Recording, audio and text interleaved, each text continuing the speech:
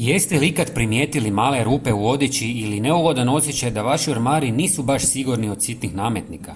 Moljci mogu biti tiha prijetnja koju rijetko primijetimo dok nije prekasno, a mnogi proizvodi protiv insekata sadrže kemikalije koje neugodno mirišu i nisu uvijek sigurne.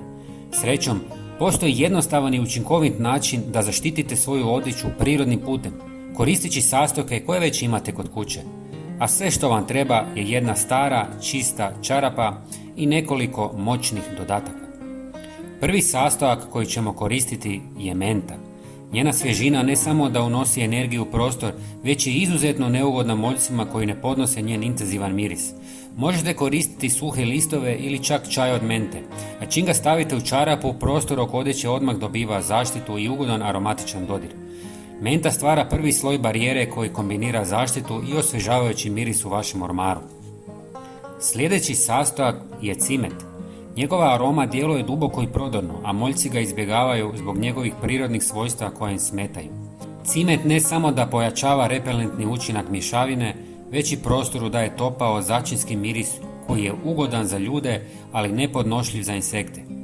Par štapića ili žličica mljevenog cimeta u čarapi već značajno povećava učinkovitost naše prirodne zaštite.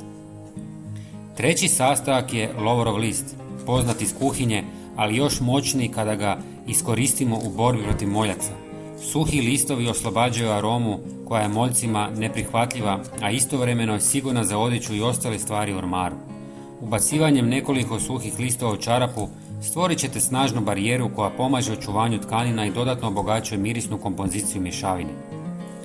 Posljednji sastojak je lavanda. Njeni su cvjetovi stoljećima korišteni za zaštitu od insekata i dodavanje svježeg mirisa odjeći. Suha lavanda unosi svježu aromu i dugotrajnu zaštitu, a u kombinaciji s mentom, cimetom i lovorom stvara potpunu prirodnu zaštitu za vaš ormar. Jednom kada je dodate u čarapu, vaša mješavina je spremna za korištenje. Zavežite čarapu i stavite je među odjeću ili na polis u ormaru. Ako želite, napravite nekoliko takvih vrećica i rasporedite ih po ladicama ili drugim prostorima. Odjeća će ostati zaštićena mjesecima, a miris koji širi čarapa učinit će vaš ormar ugodnim i svježim, poput malog biljnog vrta.